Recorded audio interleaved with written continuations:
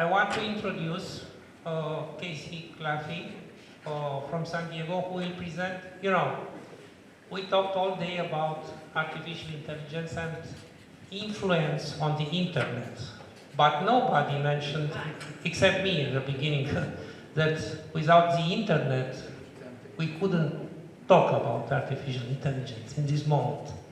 So it will be something about how data and how, in a way, internet is affected by all this. So Casey, you have the floor. So thank you so much for inviting me. I'm sorry I cannot be there in person. That would be great, especially since we're trying to do a lot of measurement in Europe right now. But I'm going to talk a little bit about a couple of projects that we have funded that are in the space of understanding the infrastructure better. And of course, you can't talk about any measurement project anymore, or any project anymore, without talking about artificial intelligence. So I'm going to put in some thoughts here about how I think AI should and will change how we think about the underlying internet infrastructure. All right, I'm going to go fast. Raise your hand, or maybe you can have somebody raise their hand in the chat, in the Zoom, so I can see it better, if you want to slow me down or ask a question. All right, so I think most people have some idea what my research group is. I lead a research group here at UC San Diego called the Center for Applied Internet Data Analysis. I'll talk a little about what that is, but not very much. And these slides will all be available after if you guys want more details, because I'll go rather fast. We've been focusing on, We've been focusing on internet measurement research infrastructure, that is infrastructure to support measurement of the internet, for about almost 30 years now. So I'm going to talk about the continued need for that, the challenges that we continue to encounter, and then I'll do an example of one infrastructure that we've redesigned in the last couple of years to help with cybersecurity studies. And then I will, within that example, I will do some case studies of what how we are using and how we will be using that data to both study threats to the infrastructure as well as threats from the infrastructure, something that's gaining a lot of headlines in the last few years. All right, so CADA is a research group that does a lot of data collection and sharing. We also do a lot of research on the data that we collect. In fact, what I've learned is that you can't really do a good job collecting and sharing data unless you're actually using the data yourself, so you know where the problems are and what is the important data and how to help other people use it. So we've been doing that for a long time. We're headquartered at UC San Diego in the Supercomputer Center, which means students and researchers are able to leverage their supercomputing resources at that center in order to analyze the data, which continues to get bigger. We've been operating these systems for some time. They've been aging. All of you guys in IT know that depending on aging systems doesn't work. You need to eventually do redesign, overhaul. And that's really hard in the funding environment in which we operate, which is 3-year grants generally from the government, from the National Science Foundation and other funding agencies to build something new. You do not generally get funding to keep something going or to renew something that exists. So we've been really lucky to have a source of funding from the National Science Foundation to help us basically redesign all the measurement infrastructure that we've been operating for 20 years and 20, 30 years and building new ones also. So when we say measurement infrastructure, what do we mean and what is the goal, the specific goal? The goal of this project and where our measurement infrastructure has come for the last decade has been focusing on security. Everybody's now focused on security. If you're not focused on AI, you're focused on security. A lot of people are now focused on both. And one of the themes of this project is that a missing link in internet infrastructure security has been data. So the goal of this is to build infrastructure that enables, first of all, researchers to get access to data that is needed, which will help also train the next generation of STEM students, because they find it hard, and teachers find it hard to get access to real world data that's big enough to have real challenges in it that can help, including with AI research and education. And so this, because many of these data sets that we gather, we don't need permission to gather them, so we can gather data about the global internet and then let students have access to it in order to improve their training. Now, when you are, and anybody who's tried to share macroscopic data sets on the internet may have run into this. When you're trying to do this, collecting the data is only the first step. You get very large data sets, like terabyte of data, and you get data with problems in it, missing data that's difficult to interpret, formatted, misformatted data. So you need a lot of surrounding infrastructure to help manage the data make the data usable, make the data findable, make it reproducible to get the same exact data that a previous researcher got, and then let people know where the data is, how to get it, how to use it. So those are really a lot of our, only, I won't say 1/4, but less than 1/2 of our investment here is about actually getting the data off the wire. Because we tried that.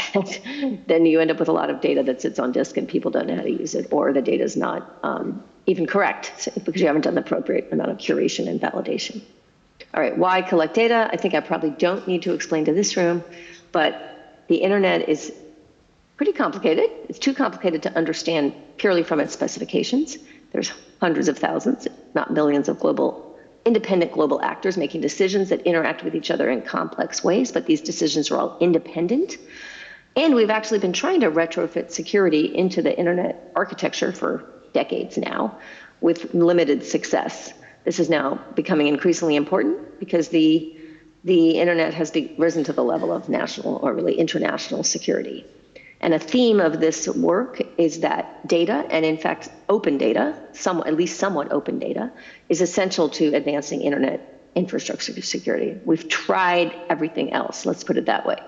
Now, I'm not talking about every single level of internet security. I'm talking about really the level that the market is not addressing itself. Because the focus of commercial security is really protecting the enterprise. The enterprise is the customer. So you sell things if the enterprise is going to pay for them, that the enterprise has an incentive to buy, things that will protect the enterprise. That leaves one rather important component unprotected, which is the underlying internet itself. Now, if we compare that to other critical infrastructures, it's instructive.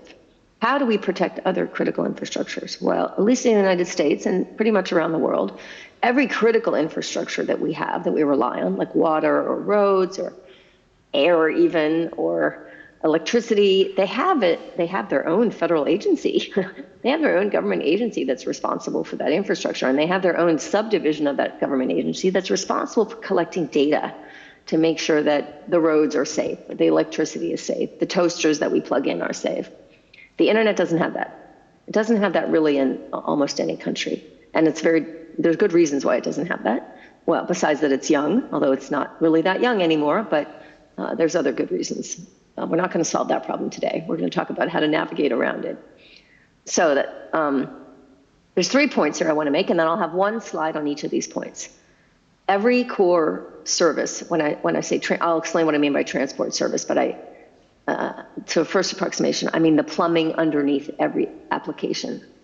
Every one of these layers has fundamental vulnerabilities, really baked into the architecture. What we've learned after decades of trying to add security to these layers is that the highest impact security research is leveraging global public measurement, the kinds of things that RIPE does with RIPE RIS and RIPE Atlas. However, gathering this data has tremendous challenges with funding, with incentives, which is quite aligned with funding, but incentives of the people to provide the data that might have access to vantage points you need, and then obviously with privacy in certain cases. Okay, so slide 1, so there's 3 points. Here's the first point, those layers of the internet transport architecture. What do I mean by layers? I mean the IP addressing system, I mean the routing system, I mean the naming system, and I mean more recently the certificate authority system that is in fact trying to compensate for the flaws in the underlying layers. The fundamental flaw in all of these layers, and we should hesitate to call it a flaw, because I would argue, Phil Zimmerman might also argue this, would be good to get his thoughts, that if you'd had an architecture that didn't have these flaws, it wouldn't have gotten deployed the way the internet got deployed. This is very hard to deploy. It's very hard to deploy security, as we're learning now. So what are the flaws? You can put a fake IP address inside a packet as a source IP address, and it will get to the destination most of the time. Or at least there's nothing in the protocol that would prevent it from getting to the destination. In fact, this has been for decades the single biggest vector of denial of service attacks on the internet is putting a fake source address so you can't trace it back, or it's tricky to trace it back. It doesn't scale to trace it back. And then you can launch a bandwidth attack at any destination on the internet you want. So that's a pretty fundamental flaw. The fix for it is also 20 years old, which is you check every packet coming out of your network. if you're on the edge, or even if you're in the middle, but it's more complicated. But if you're an edge network, you can check to make sure every packet leaving your network has a source address that you own, that's part of your network or one of your customers. You could do that, and in fact, it's been a best practice in an RFC called BCP 38 for many years. And if you've had Paul Vixie speak at one of these conferences, you've heard about it probably, but it's not part of the architecture, and it's not universally deployed. And even measuring compliance with the best practice is tricky and runs into incentive problems, because fundamentally you have to get inside the network to test whether you can send packets that shouldn't be sent from inside the network. Okay, number 2, BGP, same issue. You can send an announcement through the routing system that is false.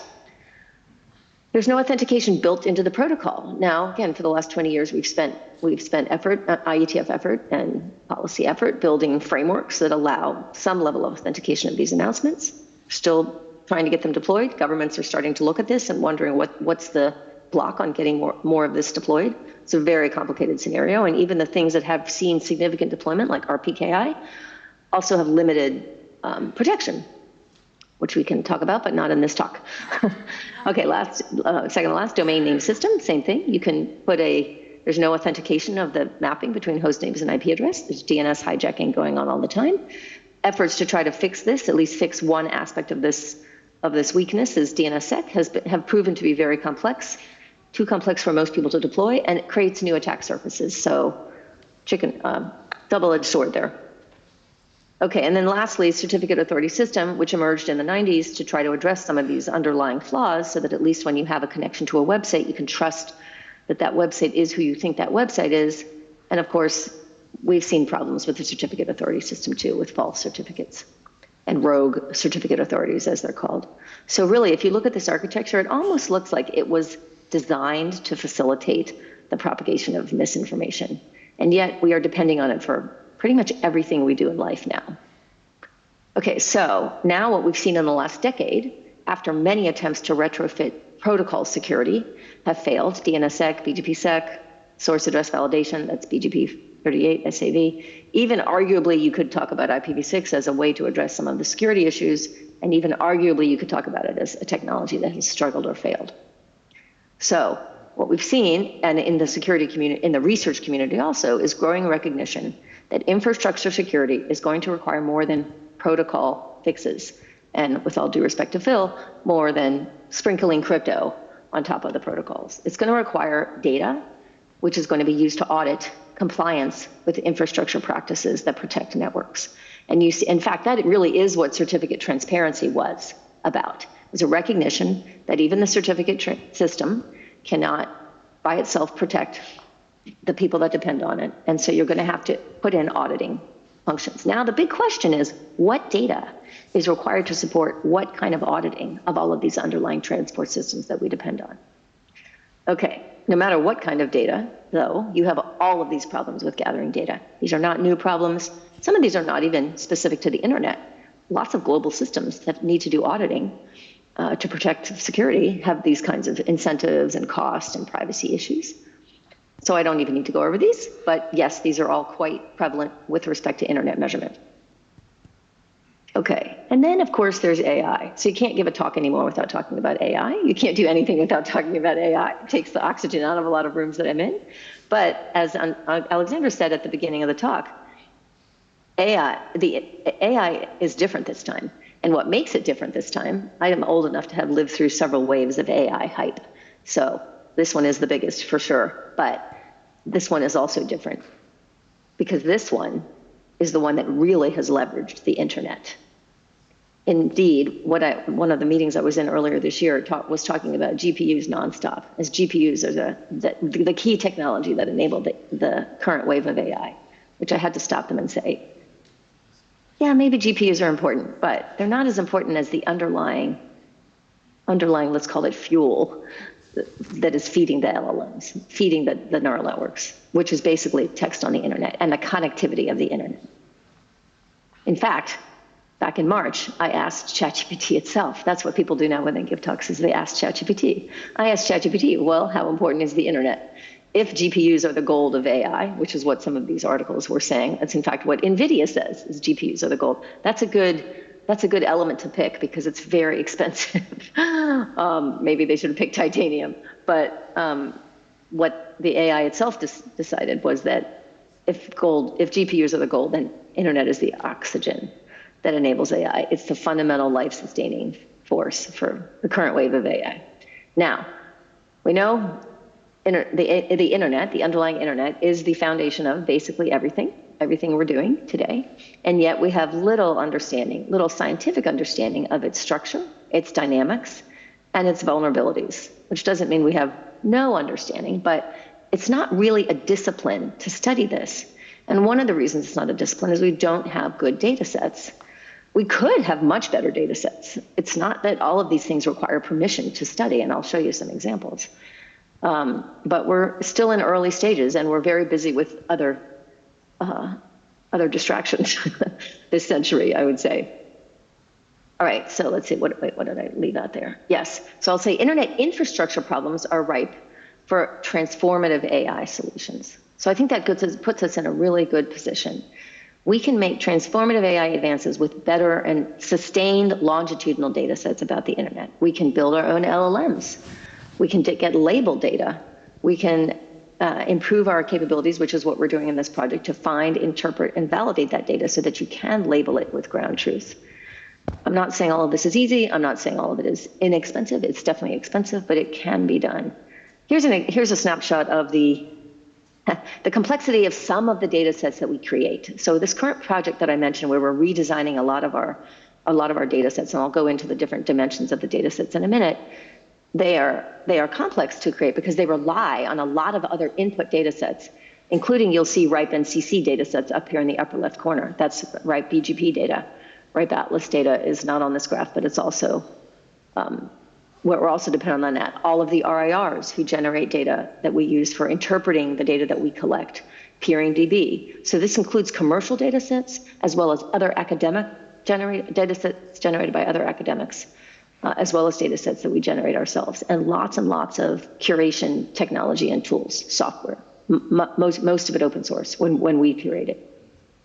All right, so the first thing we did for this project, which was a couple of years ago now, we're in the last year of this project, and now we have to go try to propose an implementation phase, because this was a design phase. We spent 3 years, we're in our 4th year of a design, redesigning this infrastructure, which has also admittedly included a lot of prototyping and deployment and iterative feedback on what we've designed. But the first thing we did was we had a year-long conversation about harms. And what are the harms at these layers that we're trying to prevent? So hijacking is a big one, hijacking of PGP, hijacking of DNS, rogue certificates, the spoofing issue, and those are all propagate to harmful ramifications of the vulnerabilities in the infrastructure. But those aren't the only ones. And so we have this document, in fact, it's published, but we go through, oh, is somebody asking a question? Oh, I hear some talking. We go through all of these layers and identify harms, and then map them to what data we would need to study those harms. So that's available. Again, you'll have these slides. Then for all four of these dimensions, and then lots of supporting data, we have redesigned components that will improve the scalability and coverage of measurement of these types of data. Now, I'm only going to be able to talk about one today. You could give an hour talk about what we've done in all of these. In fact, the second one had a very nice SIGCOMM talk in August about a new system that we've created to scale the capture of internet measurement routing data orders of magnitude more than what we are capturing today. But I'm just going to talk about active measurements. Now, here's a little spectrum of, in some level, cooperation, spectrum of cooperation needed to gather different types of data. I'm going to talk about the easy one, which is active measurement. You just sit at your laptop, or in our case, you sit at our measurement nodes around the world, and you send packets, specific kind of packets that are structured to solicit certain types of responses that allow you to infer properties of the network. Traceroute is the best example of this, or even ping. And so we have redesigned an infrastructure that allows much more sophisticated active measurements to infer structural properties of the network. And then there's routing data, traffic data itself, capturing packets on the network. We do some of that. We especially do that with what we call a dark net, which doesn't have any legitimate hosts on the network, so there's much fewer privacy issues. Also means most of the traffic coming into that network is malicious. It's trying to find things to infect. And then DNS data, which is over here because it requires the most amount of cooperation with the organizations, generally companies, that are managing the registration of domain names, who have really information that the security researchers need to understand more about malicious activity in the DNS. For today, we're just going to talk about the first one. In fact, I'm not going to get to talk too much about the first one due to time constraints, but I'm happy to provide slides or answer questions. But just to give you a flavor of what we are trying to do now. And again, the AI theme here is how can AI help us understand properties of the infrastructure that are relevant to security? So we have this programmable platform for active measurements. This is about 220 nodes around the world, not nearly as many as RIPE Atlas has. RIPE Atlas has maybe 10,000, more than 10,000. But these are programmable. And indeed, what we're trying to do is occupy a space that RIPE Atlas isn't able to do. We love RIPE Atlas. We use RIPE Atlas. I don't know how many people here have used RIPE Atlas, but it's fantastic. Measurement infrastructure that lets you issue a few types of measurements from almost anywhere in the world. We've got 10,000 nodes. It's fewer than that in terms of the number of networks that they have vantage points in, but it's the biggest active measurement infrastructure available to researchers by far. But it limits what you can do. You can do ping, you can do traceroute, you can do DNS queries to a point. And so we're trying to enable a completely programmable platform to do much more sophisticated measurements, and I'll show you some examples of the types of measurements that it allows us to do. So there's essentially a trade-off. You either get many, many nodes that can do few things, or you get a fewer nodes that can do many things. And that's what we're trying to explore here. So what we've done is create, rather than give a researcher access to a vantage point, a full operating system on somebody else's network, which is where these vantage points are deployed. They're not in the cloud. They're in people's homes. They're at IXPs. They're in companies. They're at universities. So we have to commit to some level of security for these nodes. And so we created you could think of it as a domain-specific language for doing active measurement that's deployed on these nodes. And you can control it from a central node that we give you an account on, or you can write test applications out on your own local node, and we will run them for you. But basically, this is all running in containers on the probes. So what can we do now? And indeed, part of the takeaway from this talk is if you all are interested in having your own team of active nodes from the measurement infrastructure that are able to operate measurement capabilities, and you have some control over what measurement capabilities they run, we can now do this via software where we deploy a container on a VM that you provide, and that allows you and other researchers to develop measurement experiments using the primitives that we deploy on those nodes. We're testing this right now. We also have this deployed on some mobile devices too. I'm going to show you some of the things we can do on the mobile devices.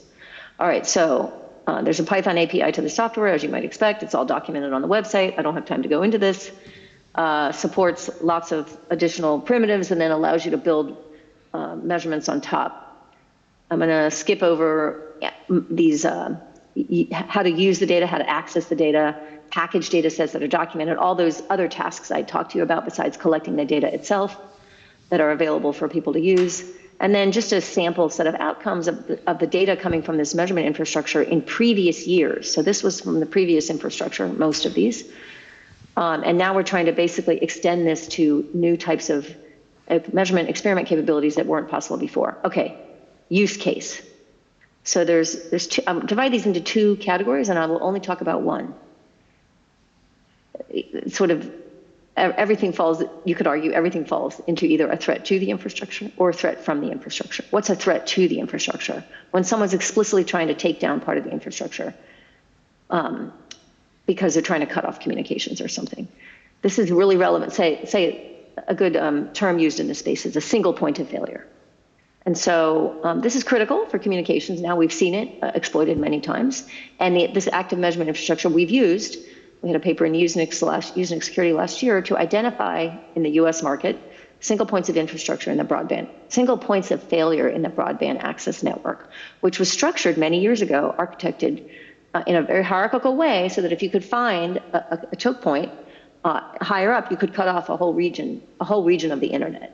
Again, these infrastructures were designed and deployed decades ago when what they were mainly doing was providing telephone and television service. They weren't providing everything. They weren't nearly as critical infrastructure as they are today, although certainly the phone was considered critical infrastructure back then. But you didn't have hospitals going offline if the phone went out. That's what you have happened today, though, and it has happened in the US from targeted attacks. But what I'll talk about today is something slightly different, which is threats from the infrastructure. What do I mean by that? I mean backdoors, intelligence gathering going on inside the network. So really the security model of the internet back when it was designed, it wasn't that there was no security thought of, is that the security model was different. You were trying to avoid damage to the infrastructure, sort of the threats to the infrastructure category above. It wasn't, they didn't really think about threats from the infrastructure, like that there might be a bad guy inside a router. And unfortunately, that's what we're facing today, or let's call it an adversarial component inside a router. So the US DoD is particularly worried about this. We've seen examples of compromise of this kind of infrastructure this year. And the DoD, the United States DoD and its allies around the world, interested in this because it has historically relied on legacy communication infrastructure, much of which it built itself on bases in theaters around the world. But today, that's not how most of these militaries operate. Today, they depend on the internet. So today, they need to understand what depending on the internet really means, because that infrastructure is unknown to them, and it could definitely, and does definitely, have adversarial components.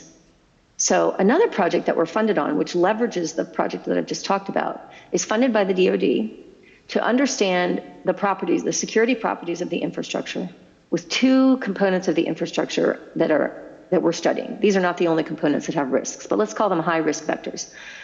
With your cell phone, the base station that you attach to first. And then what happens after the base station? Now, what happens immediately after the base station is the mobile core, but let's skip that for a moment. Let's put that in the blue area here. But what happens after that is the rest of the internet. We're just going to call it the ISP portion of the internet. So these are two. And so what we are using this active measurement to help us understand is where are the adversarial components in these, where are the adversary controlled communication infrastructure components in a path that we might want to study. So base stations and the rest of the internet, that's what you need to think about. So we're developing infrastructure that helps us classify base station vendors. You guys may have heard, it's big in Europe too now, but it's bigger in the US. There's some concern on the part of governments, some governments, on Chinese manufactured base stations. So we're trying to develop, we are developing measurement capability that can identify the base station that you're about to attach to. That you may be attaching to. And this is relevant for people that may have an option of what they attach to, and they want to be able to exert some control of that option, even if it's by having two SIMs in your phone and deciding which SIM you want to use. And we've actually done some mapping of infrastructure, including around NATO headquarters here, where we've been able to identify some Chinese manufactured base stations through this app that operates on the phone and does active measurement. Even in the United States, where, by the way, it's illegal to have Huawei infrastructure deployed, it's been quite a long process to try to have it, what they call ripped and replaced. Okay, then the path part. So assessing threats from the infrastructure in the path is a much harder proposition because you need to know the threats are not just about who manufactured a given piece of equipment, although that itself is very hard to determine from a remote place on the internet. But it also, the geography of the infrastructure matters, what countries it's going through, what region it's going through, who owns the infrastructure, the physical facility it might be going through, as well as the manufacturer. And all of these, inferring all of these properties, which is by no means a 100% accurate exercise for anyone, it all requires active measurement of the kind that I've been talking about.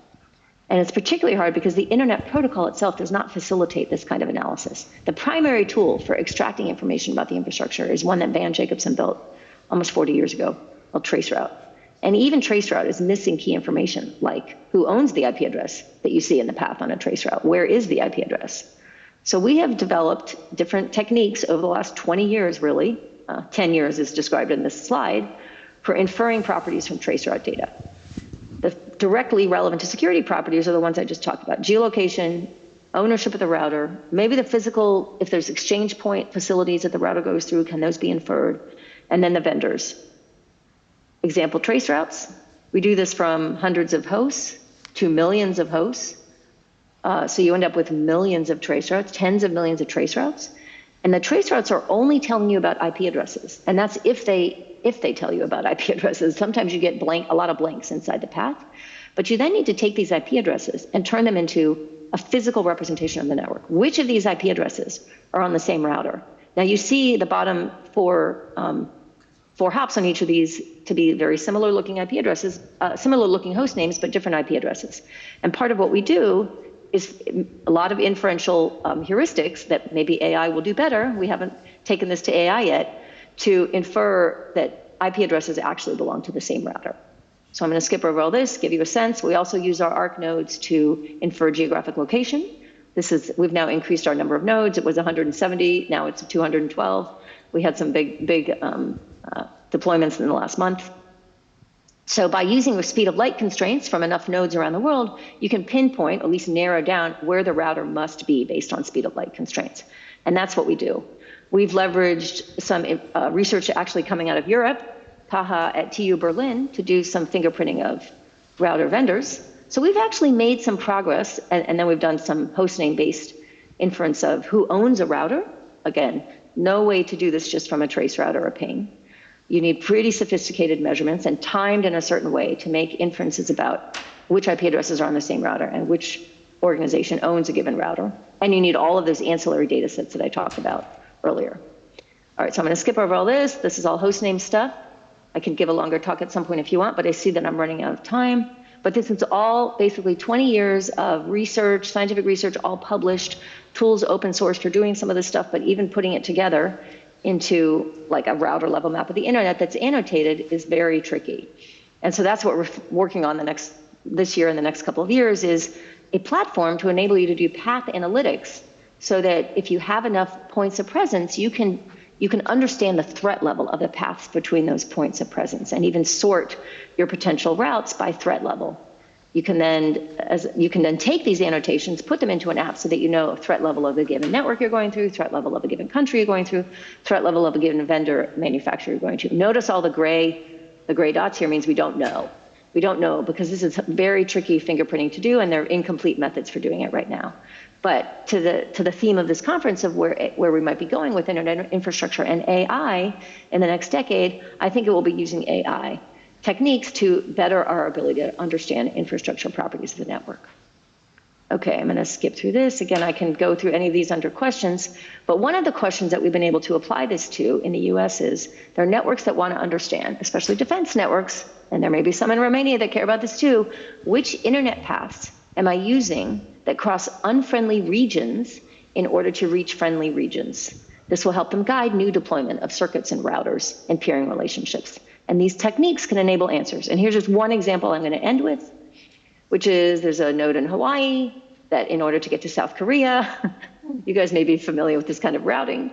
It goes to LA, then it goes to Japan, then it goes to Hong Kong, then it goes to South Korea. Pretty circuitous routing.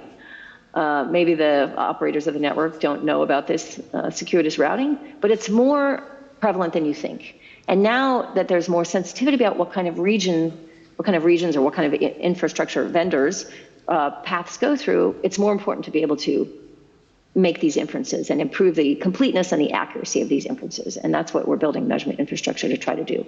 The last slide is the reality of this field leaves us in a really difficult situation because we all understand now that cybersecurity starts with situational awareness. You cannot secure what you cannot measure.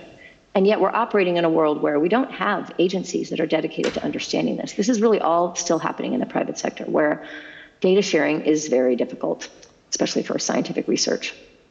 Okay, that is the end of my talk. I'm going to put up some recent papers that we published, but I didn't want to go over too long. I'm happy to go over, answer any questions, or let the next speaker talk and answer questions at the end. Thank you so much. Yes? Yeah. Hello. Question. You mentioned you have some tools to recognize which base station vendor is in the middle. And if so, is this based on software running on the mobile terminal, or which is the solution? Yeah, this is software running on the mobile device. And this is, I wouldn't say we have software. It's not able to be deployed right now. This is the kind of thing that we are building. We're trying to develop. In fact, one of my scientists is trying to commercialize that software right now because the DoD is extremely interested in purchasing it. But the prototype runs on an Android phone, a rooted Android phone, I will say. So you can't put this on an iPhone right now. And everybody wants it on an iPhone, but we don't have the capability to do that due to the limitations of the iPhone operating system. Okay, so I understood well, and I was trying to figure out for myself which solution could it be to avoid such a middleman sort of attack. It's not exactly an attack for the moment, but it could turn into attack if... Right. Okay. Then another question would be, can we find in your tools, according KDAS probes, traffic patterns showing the interconnecting quality in a certain country? What do I mean? For example, using RIPE Atlas data, Romania looks like having a huge network, not well interconnected with other smaller networks. Yep. It's yes. like we don't have enough IXP traffic. The traffic goes through uncontrolled areas outside the country and to do peering outside Romania. Could we have KDA probes showing the same? Yeah. For example? Yeah, absolutely. You can probably also do that with RIPE Atlas, although you really need, so as I mentioned, this part about being able to understand more than just where the trace routes go, you need to basically infer a router level map, a physical map connectivity to really understand your choke points and your diversity of your connectivity. And those kinds of measurements you can't do on the RIPE Atlas nodes. So if you deploy enough of these ARC deployment nodes inside Romania, you could get a very good picture of the router level map inside Romania. I'm not saying you can do it in a week, but you could definitely do it in a year. Oh, with our help. It was a RIPE meeting they told us about. We already saw the RIPE tools. I was wondering if we could use KDAS KDAS tools to inspect the same. Yes, absolutely. And even both, like RIPE can gather some trace routes from places we don't have vantage points, and we can use those trace routes to do a follow-up measurements that enable us to try to coalesce the IP addresses into routers. So we work in collaboration with RIPE all the time because they have capabilities we don't have and we have capabilities they don't have. But yes, we can work on that. It will not be, like I said, we can't do it in a week, but that is exactly the kind of capability that we're trying to enable. This is very interesting for us, for our association, ISPs. We can... Absolutely. Yeah, and a couple of years ago, Alex presented at Euro IX. He presented something exactly like this. How are the IXPs really serving the European community? And you could hone in on Romania in particular. Brad, one of our other scientists, also did a paper that was at IMC last year on AS ranking, like who are the top ASs ranked by routing footprint within a country, which nobody had done before. It's all just global rankings, but within a country, you can look at domestic, you can look at international, serving transit into the country. And it's a different approach to doing it, which mostly relies on getting vantage points in the country, both BGP and the RIPE Atlas the ARC kind of active measurement vantage points, in order to get that visibility and make inferences correctly. But yep, can all be done. Okay, that is very important for us, as Alexandru said. Yep. So we'll follow up. If we really dig into KDA's website, we might find these tools, or maybe we can contact somebody in your team. I'll just send Alex, I'll send him a mail right now. And look, I want to tell you something. Next year, RIPE decided between 20 and 25 of October to have the big meeting here in Bucharest. So maybe we'll meet next year and talk with you directly.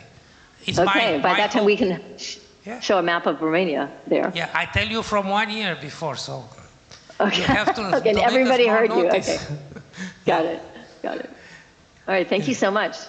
Okay, thank you too. Yep.